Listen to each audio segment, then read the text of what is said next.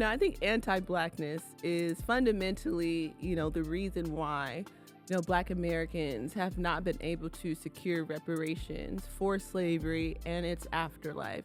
And it's not only for Black Americans, Black folks in the Caribbean also have not received reparations. We're not asking for handouts. We're asking for healing from the centuries of harm that still continues to this day.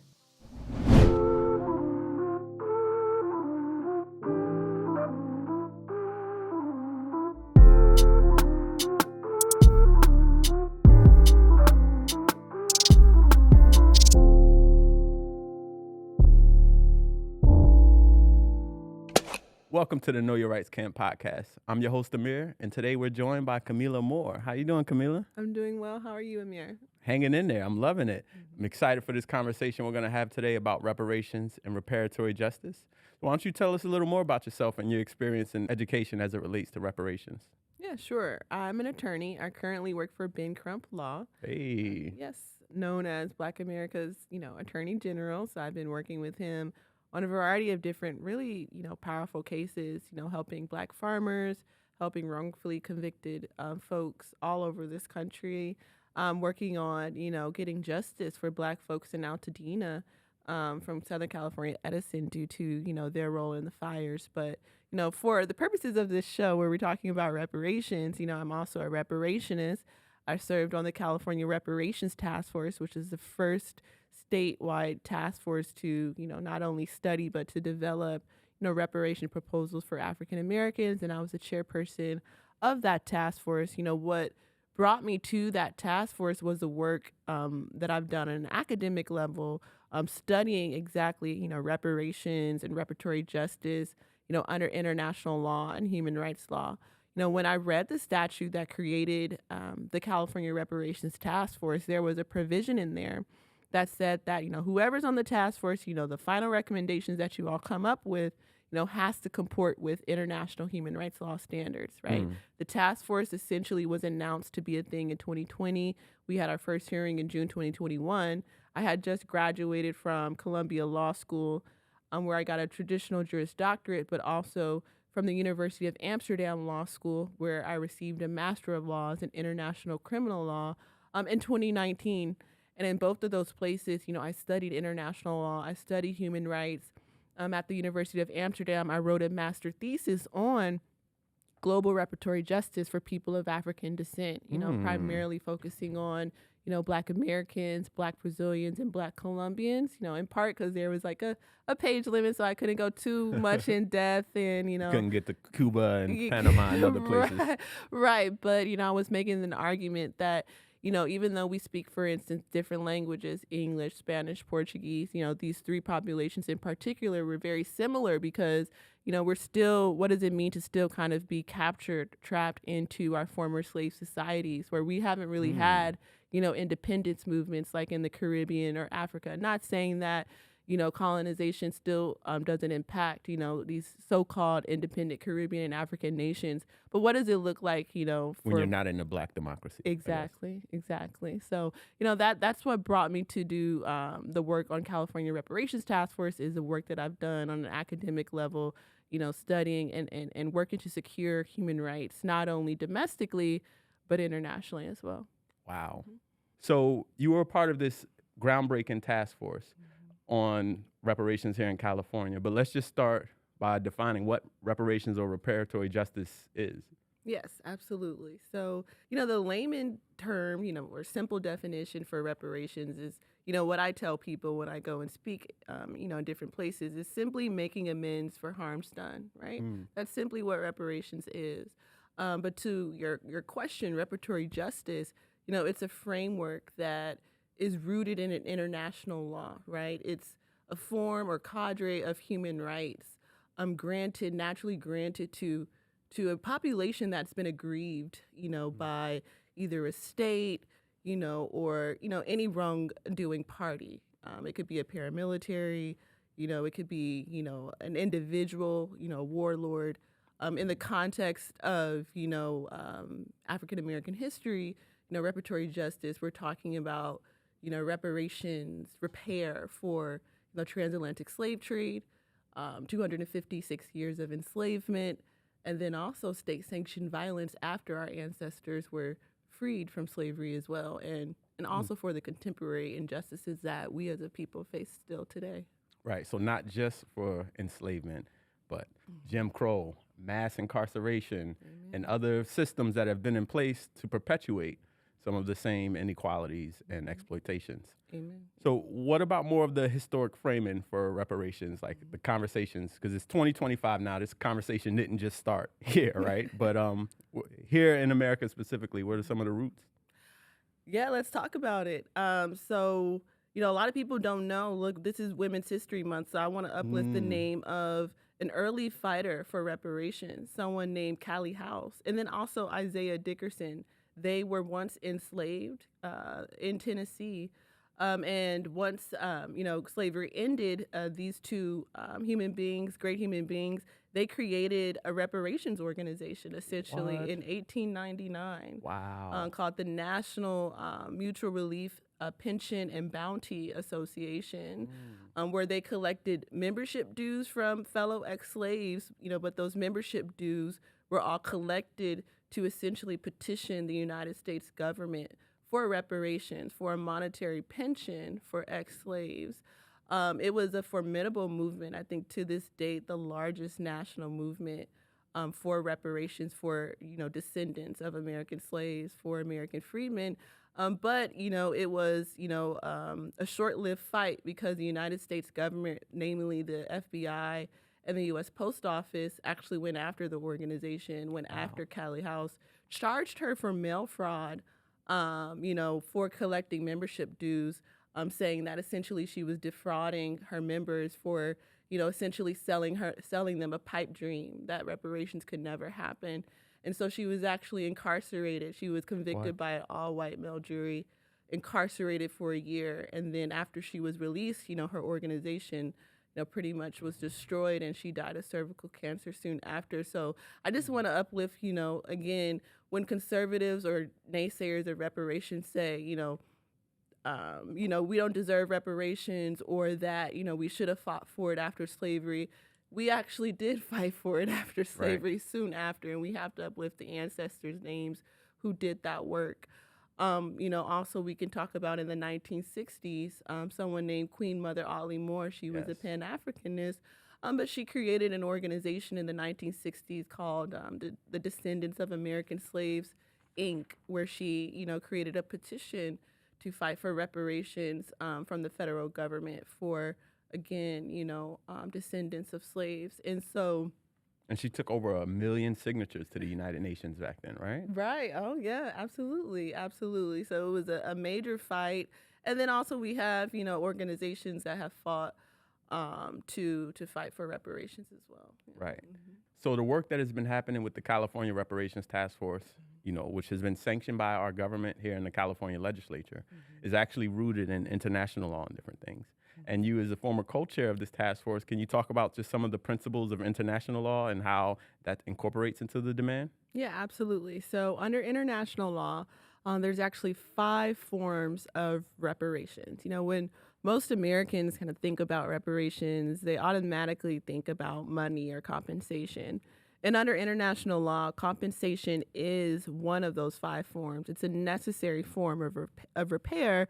But there's also, 4 additional forms of reparations as well under international law. So, those 4 forms include, for instance, restitution, very much related to compensation, but, restitution could account for, stolen land, stolen intellectual property, too, when we talk about the contributions of African Americans in the music industry and the entertainment industry at large. I mean, in the culinary industry, right? Jack Daniels, and just a lot of things we view as Americans were created by Black Americans and stolen. Like I learned buffalo sauce was created by a Black man, so just the theft of cultural artifacts has been very, very documented. Yeah, and we talked about that in the task force report. We talked about how during slavery, obviously, enslaved folks couldn't take, ownership of their inventions. And even after slavery, due to racism, there's over 1,000 or so missing patents, scientific inventions that actually should be attributed to African Americans either before or after slavery, but due to, oppression, those patents haven't gotten their correct attribution. Wow. But then also, so again, restitution, that's that second form of reparations under international law. But, there's also, for instance, satisfaction. Mm. Satisfaction is, more symbolic forms of repair, like a formal apology for harms done, which I kind of argue we've already as a country are in a process of reparation, but we've kind of only seemed to prioritize the satisfaction part. Like, so the United States has in Congress done some resolutions acknowledging harm done for slavery, but they haven't gone further than that. Even in the state of California, this past year, the legislature passed AB 3089, which is a formal apology on behalf of the state of California for its role in slavery. But we haven't necessarily gone farther than that. After the racial reckoning, after the unjust murder of George Floyd in 2020, you saw, for instance, a lot of Confederate monuments being taken down, Right. the renaming of streets, to acknowledge, the true American heroes in our country, like Martin Luther King, Frederick Douglass. We're seeing that, but I just want to illustrate those as examples of, reparation under international law via that satisfaction component. Okay. But, the two other forms of reparation under international law, I already mentioned compensation, I mentioned restitution, I mentioned satisfaction. So the last two are rehabilitation and guarantees of non-repetition. That part. So rehabilitation, we're talking about how does the wrongdoing party, help to rehabilitate the victim group? That could look like free healthcare, culturally informed healthcare for Black Americans. That could look like, free education from cradle to grave. That could look like Black wellness centers, in our community. That's one of the recommendations that came from the task force. And then last but not least, guarantees of non-repetition, which honestly is one of the hardest forms of reparation to achieve because, how do you get the wrongdoing party, the state, to guarantee to stop the harm, to Right. cease the harm that we were just talking about, that we encounter every day as civil rights attorneys? That looks like more structural and institutional policy reform in other ways as well. Right, because there's so many institutions right now perpetuating that harm. Tens of thousands of Black bodies still in prison, still forced labor under the 13th Amendment exceptions, right? So slavery ended except for people convicted of a crime. So, and this has been going on since 1865, right? Yeah. Police brutality, hundreds of Black people murdered. So the harm is certainly still continuing. And there's so many other areas, whether it's the healthcare system and in the educational system that are perpetuating harms against Black children, against Black families. So thank you for that explanation. Absolutely. So why do you think the argument and the fight for reparations for Black Americans is so difficult compared to maybe some other groups? Because there's actually a history of this country giving reparations, and there's been reparations granted all over internationally, which we'll talk about as well. Yeah. So, in, modern history, we can talk about Ronald Reagan when he was president, helped to secure reparations for Japanese American internment camp survivors, and in some cases to their heirs. And we know even after World War II, there, has been reparations in the form of compensation and other forms as well under international law for Jewish Holocaust survivors and in some cases to their heirs as well. I think anti-Blackness is fundamentally, the reason why, Black Americans have not been able to secure reparations for slavery and its afterlife. And it's not only for Black Americans, Black folks in the Caribbean Right. also have not received reparations from their, colonizers. And shout out to CARICOM, the Caribbean Nations Yeah, Alliance that's CARICOM. fighting. They just had their 48th annual summit a few weeks ago, and they've had reparations as one of the forefront. Yeah, absolutely. CARICOM, a confederation of Caribbean nations, currently trying to lobby the European Union for reparations. When we talk about Black folks in South America, Black Brazilians, Black Colombians, all over the diaspora, actually, we have not been able to secure reparations for, our ancestors' plight for enslavement and for the afterlife of slavery that we're still dealing today. So And even colonization, because the African Union is fighting for reparations now too, not just for the 12 million black bodies extracted from the continent, but for the billions, if not trillions, of resources of enslavement that also happened there on the continent that literally fueled industrial revolutions and created empires. And in terms of the harm and the damage, I mean, millions of Africans, I want to read some of the numbers here. Millions of Africans were taken and exploited, and it created trillions of wealth. So slavery was more than just wealth extraction. You know, the African victims received nothing for the stolen labor. According to some scholars and even some of the legislation that's out there, it says 222 million hours of unpaid forced labor would be valued today at $97 trillion.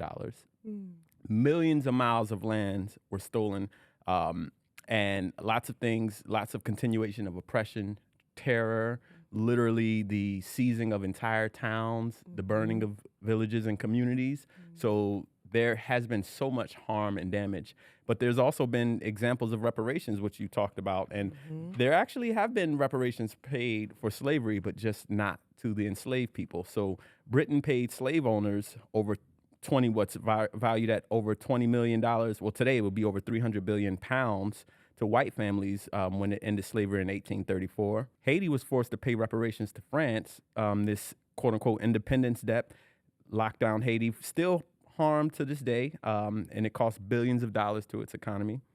Actually, the D.C. Emancipation Act was passed in 1862, so the U.S. government paid white slave owners at least $300 per enslaved person. This was just in the D.C. area. They tried to expand it, but that wasn't possible. Right. Spain compensated slave owners in Puerto Rico in 1873 with millions of dollars in reparations for the ending of slavery, which, again, you're seeing people being paid, but not the actual people harmed and oppressed under it. Right? So there have been many reparations. And then looking more recently, there have been some progress with reparations for harms done to black people, like the Rosewood Massacre in 1994, where each survivor was given, six-figure amount. Bruce's Beach, actually, here in California happened in 2022. The land that was stolen from black families then was returned, even though it was sold back to the government. And there's been great things happening in Evanston, Illinois, where the first city to implement, housing reparations for blacks. And even though people are saying we need more, but it's happening. But here in California, we made history as well. So can you talk a little bit about the process of what's been happening? Because, this was years building up to it, right? And it's been years in the making, and the work continues. So tell us about what makes California special with this reparations movement. So what makes California special is that, after the racial reckoning of George Floyd, the California state legislature passed a bill called AB 3121. That bill created what is known as the California Reparations Task Force. The task force was a legislative advisory body. Nice. So our primary duty was to advise the state legislature on the types of reparation proposals that they should turn into law.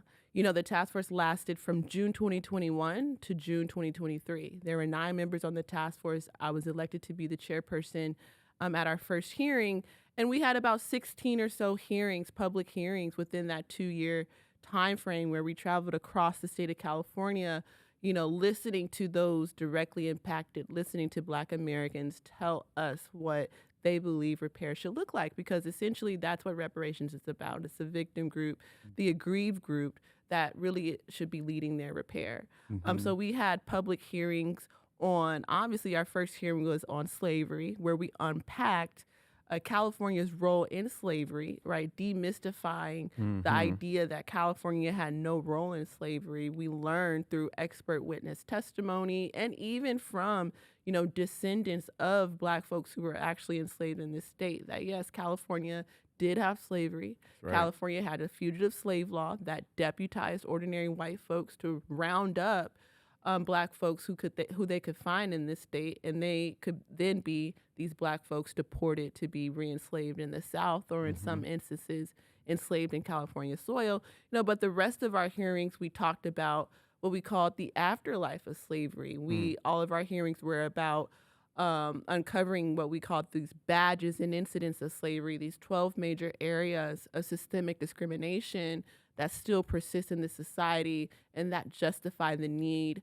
for reparations as well, along with slavery. Like, for instance, racial terror, the fact that Black folks are the #1 victims of hate crimes. Right. Like the criminal legal system, the fact that in California, Black folks are stopped more by the police, shot more by the police, killed more by the police. We talk about, unfair labor practices. We talked about, healthcare and health discrimination. We talked about the wealth gap, how without reparations, it would take over 200 years to close the racial wealth gap between Black folks and white folks. And so we talk about all the, all of the unfair exclusionary public policies that have existed in this state and in this country that have actually impeded on African Americans' ability as a group. I'm not talking about individually, but as a group to build wealth. Yes, individually, we have some African Americans who've done very well for ourselves, but, in terms of the framing of this discussion via reparations, we really unpacked, again, those exclusionary public policies like the Homestead Act or the GI Bill, types of public policies and wealth that we were actually excluded from. Right. In the foundation of California, going back to the 1850s, you can see laws to exclude Black people before California was even a state. Right. I think I saw it in the report that came from the task force that California was considering banning Black people and not allowing them to be here. Like in Oregon, they successfully said no Black people allowed in this state. In California, they attempted to do that. Through our first governor, Peter Hardeman Burnett, who actually was in the Oregon legislature before he became the governor of California. He was responsible for passing that anti-Black exclusion bill in Oregon, and he tried to bring it down here to California, and it failed, but still, Black folks, we couldn't testify in juries. And then also in 1852, 2 years after the California was admitted to the Union as a so-called free state, that's when that fugitive slave law was implemented. Right. So California definitely has blood on its hands, for sure. So you mentioned some of the economic gaps. I want to share some of the numbers here. Black Americans own just 2.6% of wealth in the U.S., despite being 13% of the population. Also, the median white household income in the United States is $250,000, but the median Black household income is just $27,000. So it's literally almost 10 times as much. And this is just economic inequality and wealth inequality. But there are many, many areas, right? And we talked about some. Health and mental health, not just access and diagnoses, maternal and infant mortality, disparities in life expectancy. We actually saw under COVID, Black people were the only group where the life expectancy was actually going down because of the neglect by this U.S. government. Unequal public education access, economic inequalities, which those numbers go to, right? Employment, land ownership, hiring practices, food insecurity, housing discrimination, media representation, technology and higher education, cultural deprivation, police brutality, environmental racism. So these are areas where laws were created to create inequality. Part of the reason why you don't see Black students at numbers they should be in the California university systems today is because in 1850 they passed laws saying Black people couldn't go into public schools, right? And since then there's been a perpetuation of unequal education. So that's just in education, which we know leads to economic inequalities and different things. So there, all these areas of inequalities, the California Reparations Task Force produced this amazing report that had over 100 specific recommendations, right, about what to do in several areas. You all were really specific. Can you talk a little bit about some of the recommendations from the report and task force and then some of the next steps? Yeah, absolutely. So to your point, the California Reparations Task Force, we produced an 1,100-page, final report where the first, 13 chapters or so, we talk about the harms, right? Those slavery and those 12 major areas of systemic discrimination that we talk about considered the badges and incidents of slavery. And then the remaining components of the report, we talk about international law, but we go into depth about the solutions, right? Those 100 plus policy recommendations that are actually, nearly tailored to each of the harms that we discussed. So for instance, one of the recommendations that, we talked about that I mentioned earlier, to address, rehabilitation, to address, discrimination in healthcare, in our communities is the creation of Black wellness centers, throughout the state of California. To address, for instance, housing discrimination. The long history of housing discrimination of Black folks in this state. It still continues. You don't want to know how hard it is for a brother to find an apartment in LA. It's so difficult. It is so difficult. And so we recommended, housing compensation, right, for the state to give, Black Americans, descendants, a compensation to purchase their first home, or if they already have a home, to pay down the mortgage for their home, or to pay down the insurance for their home. And in fact, legislators, since the task force has ended, have actually introduced bills to do just that. This past legislative session, it died, in a particular committee, citing budget concerns. But a legislator has introduced a similar type of bill this upcoming legislative session, so we'll see. The task force, we also recommended, in terms of California, for the state to create a new state agency, essentially a reparations office, right? An office for that would have various different branches, from housing to media and arts, to education, to healthcare, and this would be essentially an office, an agency, for Black Americans to get the direct services that they deserve.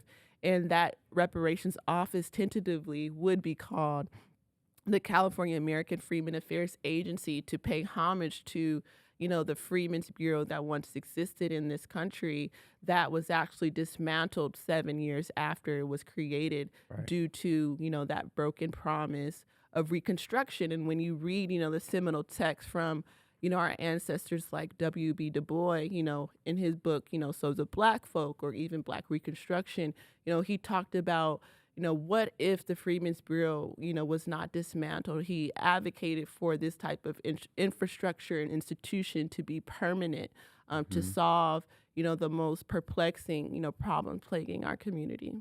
Yeah. So lots of great stuff happening here in California. We have a new president who has declared war on lots of things, right? DEI, wokeness, any racial preference or anything like that. Not only that, but it is also denying history, right? It's pretending like this harm has never happened, this harm doesn't continue, and is governing and gutting different parts of the government. How do you think this all impacts the reparations movement, not just here in California, but also, federally and internationally, what's happening with President Trump and his administration? Yeah. So, of course, with Trump's administration, it's an unsettling time. The, instability that seems to be occurring on the federal level, it doesn't seem to be a friendly, space for reparations to progress, at least on a federal level. But, reparationists on the state and local level, we are still working, because, we know that this too shall pass. And so we see, if we just continue to do the work on the ground, on the local and the state level, we will eventually, soon enough, create a groundswell of, support or mobilization for a federal effort. The fight for reparations, though, I should say, on a federal level, should not stop. No matter who is in office, whether it's a Democrat or it's a Republican, we owe it to our ancestors to continue the fight, no matter who is in office. But understanding that it's going to be difficult times ahead, particularly with him in office, for sure. That's right. The movement doesn't stop, even at the federal level. Just a few weeks ago, Congresswoman Presley of Massachusetts and Senator Cory Booker of New Jersey reintroduced H.R. 40, which deals with reparations, and this has just been reintroduced over different administrations, but that goes to show that they're still continuing the fight. And even at the local level, like we're in the city of Los Angeles right now, and there's a local task force, and I heard government officials say that they hope to have something in the city budget for reparations for Black people within another year or two of budget cycles. So there's things still happening at the local level. What would you say to people out there about reparations, on how to keep the movement going, how to stay informed, and what can they expect in the future? Yeah, so first I would say, folks can stay engaged by joining reparations organizations. Like if folks are based in California, there's a great statewide coalition that folks can join called the Coalition for a Just and Equitable California. They've been working on reparations, since, the task force started. They were one of the anchor organizations that the task force worked with to get the word out. And they're currently working on, shepherding through reparations legislation with legislators. Also, I want to say the California Reparations Task Force report was so incredibly comprehensive. We took seriously that we were the first state to do this work. Since then, New York has a commission. Nice. Illinois has a commission. So out of the 50 states, there's, so far 3 statewide commissions.